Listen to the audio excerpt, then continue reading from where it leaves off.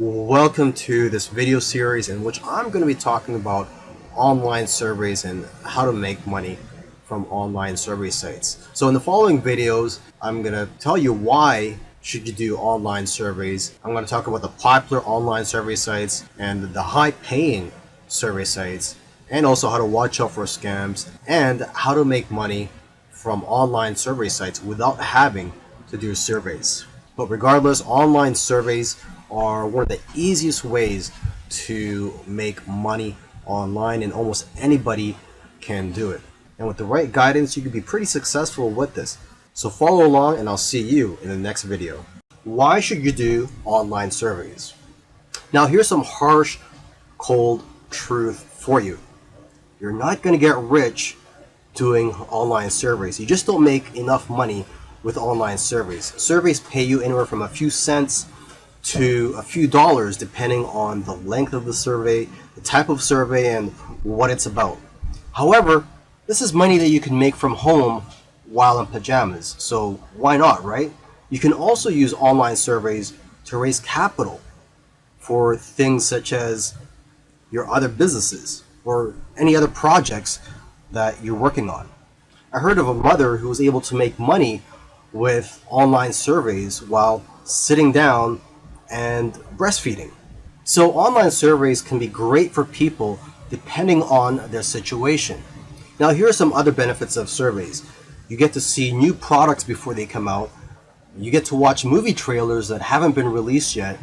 And you can do them on your mobile devices, so you can make money while you're waiting for an appointment or while you're at the park. Why should you do online surveys? Now here's some harsh, cold truth for you. You're not going to get rich doing online surveys. You just don't make enough money with online surveys. Surveys pay you anywhere from a few cents to a few dollars depending on the length of the survey, the type of survey, and what it's about. However, this is money that you can make from home while in pajamas, so why not, right?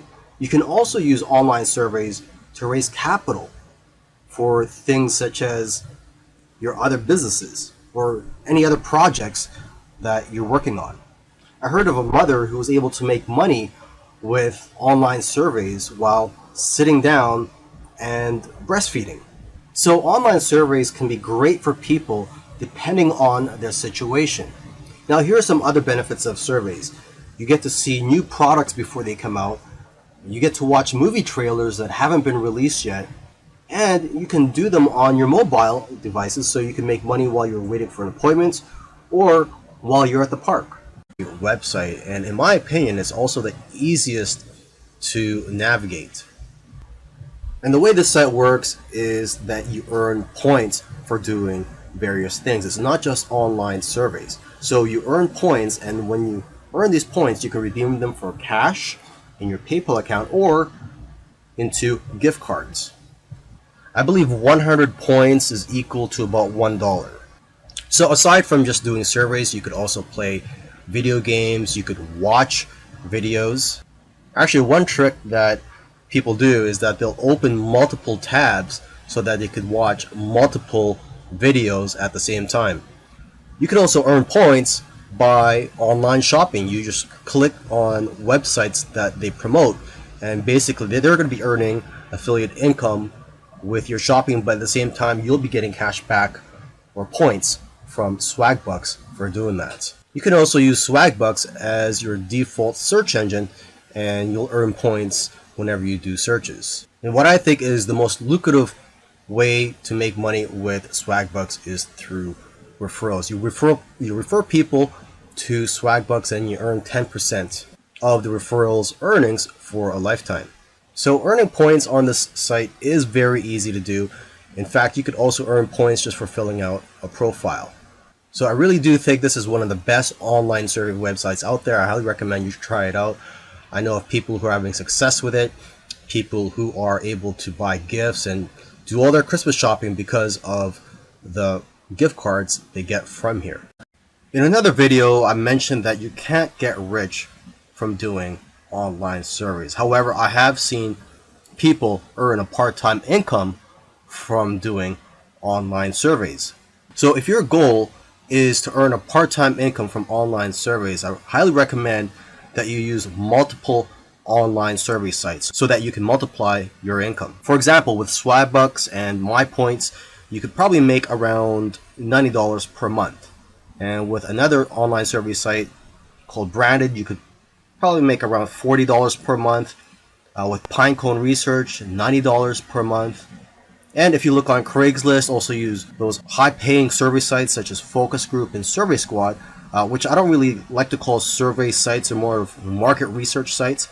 If you use those, you could probably make a few hundred to over 1,000 per month just from those. So the key here is to use multiple online survey sites and market research sites if you want to earn a part-time income from online surveys. By now, you know that online surveys are probably one of the easiest ways to make money online. However, there are a lot of scams out there, so I want you to be careful, do your due diligence. Here's just a few common sense things for knowing whether a survey is a scam. For example, a survey that asks for your social security number, a survey that asks you to pay for something such as shipping. So you should never pay for anything when it comes to online surveys, and you should never disclose any private or confidential information such as your social security number or your credit card number or any other account information that you have. And if a survey is asking questions that are irrelevant to the topic, it's probably a fake survey.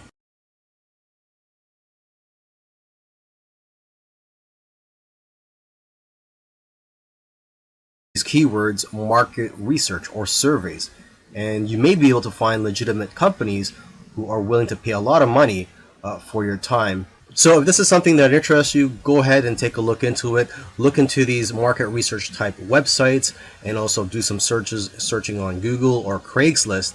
I do know of people who are making a part-time income with these types of surveys and market research websites.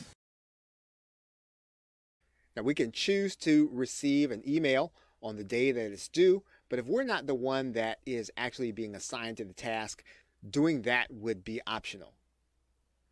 So those are the ways in which you can use Evernote within a shared notebook in order to assign someone to the specific content of that note. Okay, so with that, thanks, and I will see you in another video. Hello and welcome. Now in this video, we're going to be talking about interfacing with customers and suppliers and people outside of your team and your business. And there are going to be cases where you're going to have notes where you're going to want to share with other people, but they may not have Evernote, nor are they part of your team, even if they do. And you can do that. If you're looking at the note that we're looking at right now, all you would need to do is you would need to go to this drop down arrow, which is your share area.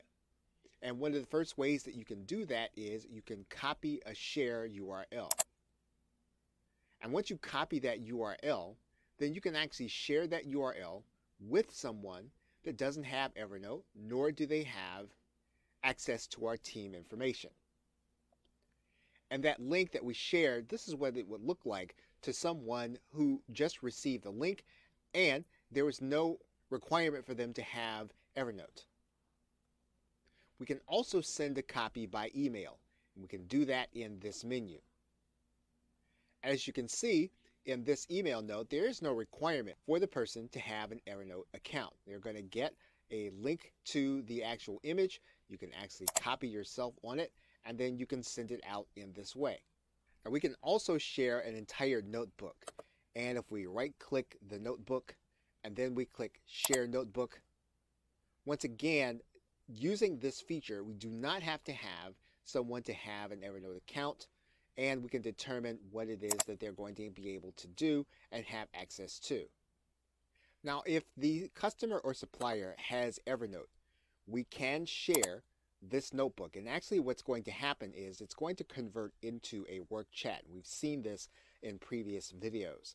So if you know their email address and they already have an Evernote account, what you're going to be doing is you're going to be sharing this notebook within Evernote, even though they are outside of our business technically. And finally, it is permissible for an individual to be able to interface with us with our business content and have a free account. So in other words, if that person is outside of our team, they don't have to have a business account in order to be able to have the information we're going to be sharing with them. They can have a free Evernote account and experience our content seamlessly. Okay, so with that, thanks, and I will see you in another video. Now here are some quick photo tips for you. Only high quality photos are going to be accepted into stock photo sites. So if you want to have high quality photos, you need a high quality gear. So I highly recommend that you use a DSLR camera, and a plain 50mm lens is just fine. Now you're going to want to try to take pictures that are difficult for regular people to take with their smartphones. And if you are going to be using DSLR cameras, try modifying your shutter speed and try to play around with it. For example, you could try taking long exposure photos. Long exposure photos tend to sell more. When you're taking these pictures, make sure that there's a concept behind the photo. You have to try to capture photos with intention, and also try to make your photos socially relevant. Another important key is to make sure that your picture elicits some type of emotion or has some type of purpose, such as showing that it's the fall season. Now, photos that do well are in the niches related to food, health, beauty, fitness, money, and business. You also have to remember to leave some room for copy and text for the users to put on the photo. And you should know that photos are not going to be accepted if there are brands, names, or license plates in the background. And if you have models in your photos, they will have to sign a release form. In the last video, I gave some tips on how to be successful if you were to upload to those larger stock photography websites. Now in this video, I want to give some tips on how to be successful just in general. So these tips will work whether you decide to go for the smaller stock photography websites or the larger stock photography websites. To start off with, you cannot be a generic photographer and make money with stock photography. To be successful, you have to niche down. You cannot be too broad. So you have to be very specific and also good at what you do. For example, portraits of people are always popular. So if you can focus on that, you'll probably do well. You should also stay in tune with what's going on in the world. People who are talking about the popular topics of today need images to support what they're saying. And if you are going to be uploading to multiple stock photography websites, you can use an app called MicroStalker for tracking your sales across multiple agencies. And lastly, if you're consistent, you'll increase your chances of being successful with stock photography. You'll do best if you upload a small amount of photos consistently. Earlier, I mentioned that you should try to avoid large stock photography websites such as Shutterstock. However, if you're new and you want to gain some experience, or for whatever reason, if you feel that large stock photography websites are for you, here are some keys to success. Obviously, these big sites have thousands of photos, and photos that have less saturation will sell the best. For example, pictures of cats, unless there's something unique about the picture, won't do as well as pictures of animals in the wild. Another example is pictures of iconic buildings such as the White House. These types of pictures won't do as well because there's already a lot of pictures of the White House out there. Now, however, if there's something unique such as an event or a protest happening around there, and you capture that on photo, then that picture will do a lot better. It's also important to use the right keywords. For example, if you're posting photos of flowers, you'll be more successful if you know the exact scientific name and the species of those flowers, and also the English name, where they're from, and other details. And from what I've seen, the best-selling images are the ones with themes such as Christmas, Halloween, Easter, etc. And new images usually sell better than old images, simply because old images tend to get buried in the search results. Taking pictures and selling them is not only a great way to make money, but it's also very fun to do. In this video series, I'm going to be talking about stock photography online. And so this is where you upload your photos to stock photography agencies and their websites, and then you would get paid a commission or royalty whenever somebody purchases your pictures from these websites. And stock photography is never going away and will always be in demand. Although I must warn you, it is harder to make money selling photos nowadays than it is before, say a few years ago, because of the competition. However, there are people who are making 6 figures per year with stock photography. And this video series was created to help you rise above your competition. Lastly, I just want to say that stock photography is a great learning experience, and you're going to become a much greater photographer because of it. It's also satisfying when you see companies using your work and knowing that your work has value. And like I said earlier, it's fun. In the previous video where I spoke about where to sell your photos online, I forgot to mention that you could also sell your photos directly from your phone. And there are a few apps available for that.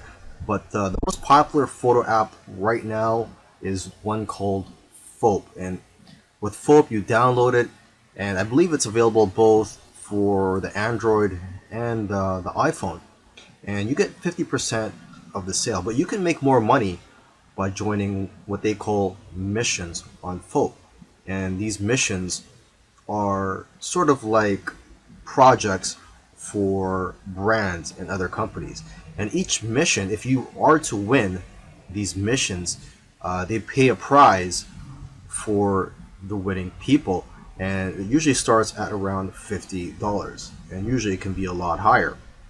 Okay, now if you want to have success with this app, you want to analyze the photos which have already been sold. So take a look at the sold tab in the explore section of the app. I also recommend that you analyze the profiles of people who have won missions or sold a lot of photos, as they usually have a lot of good photos which can give you ideas. And lastly, you could create a profile on Foap and follow people. So you can follow other photographers and they could follow you, and you guys can share tips with each other and be more successful in the long run. Selling your photos on stock photography websites is great. However, there is a lot of competition and it is harder to make money nowadays than it is in the past. So one thing I like to tell people who are involved in stock photography, if they want to take their business to the next level, is to start their own website and just sell photos from your own website. And what I like about being in control, having your own website and selling your photos from your own website, is that you can collect the emails of your customers and people who visit your website. And basically, whenever you have new photos, you can notify your list of subscribers. You could also offer deals from time to time. You see, when you have an email list, you could just email them whenever you're in need of some cash flow. Now, what I recommend you do is, if you are going to start your own website, is to make your website focused on one niche. I know of somebody who made $4,000 in 1 month from his own site. Now, aside from just collecting emails from your customers, you could also collect emails from people who just visit your website. And to entice them to opt in, you can run a contest where if they enter their information, such as their email and their name, they'll be entered to win a photo or a print. Another great thing about building a list of subscribers is that you can build a relationship with your audience and that you're going to get repeat sales in the future. You see, when people buy your photos from stock photography websites, you don't collect their information. So it's not like you could tap their shoulder in the future and say, hey, would you like any of my other photos or my newest photos? This way, with your own website, you could just notify them, like I said earlier, whenever you have new photos or if you have a discount that you're offering. You should also sell prints of your photos from your own website to increase your revenues. Now, if you're scared to start your own website, there are several tools out there that make it very easy for you. And one tool that I highly recommend is called Shopify. One good feature of Shopify is that they will contact somebody who abandoned their shopping cart, and they'll get reminded to purchase from you. And there's all types of themes available for you to use from Shopify. And once you have your site up and running, you could use Facebook ads to drive traffic to your site. Now that you've taken some pictures, where do you sell those pictures online? Well, the easiest way to find these sites is just to type in stock photos on Google, and you'll find plenty of stock photography websites where you can upload your photos. Now, let me just give you some of the top sites out there. Okay, there is Pond5, which pays 50% of the sale. Alami, which pays 40% royalty per photo. And there is one photographer that I know of who makes $100,000 per year from just this one website. Okay, and there is IEM, which pays 50%. A lot of photographers are having success with this site. And there is Getty, which pays 20 to 30%, but they do sell photos for a much higher price, between $300 to $500. Okay, and 123RF, this stock photo site, the way they work is that the more photos you upload, the higher the royalty percentage that they'll pay you. And there's iStock, which pays 15 to 45% depending on the photo, but they'll pay you a higher rate if your photos are exclusive to their site. And there's a Dreamstime, which has a very thorough approval process, but if you do get approved, they'll pay you 25 to 50% royalty and up to 60% if your photos are exclusive with their site. Plus, they'll even pay you an extra 20 cents per photo. And then one of the biggest stock photography websites out there is Shutterstock. They'll give you the most exposure because of their reach, huge customer base, and ability to advertise your photos. And there's Adobe, which will give you almost as much sales but higher sales amounts. And Adobe stock is integrated into the Adobe software. There's iStock Getty Images, which can also get you a lot of sales. Now, what I usually do advise to photographers is to stay away from some of the larger stock agencies, such as Shutterstock, iStock, etc., because they're publicly held companies, and they're more interested in making their shareholders happy and not the individual contributors. They just don't have the incentive to help contributors grow and make more money. However, if you are a beginner, you may want to try out these larger stock agencies just to test out the waters and to gain experience at first. And then you could try out the smaller agencies such as Dreamstime, Stockfresh, etc. The advantage of working with these smaller agencies is that there's less competition for you as a contributor. But then again, everybody is different, so you have to figure out what works for you.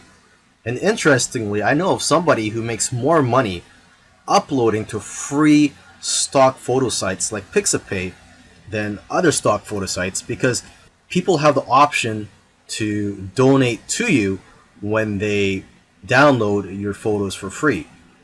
We're here on the Swagbucks website, and this is probably the most popular online survey website, and in my opinion, it's also the easiest to navigate.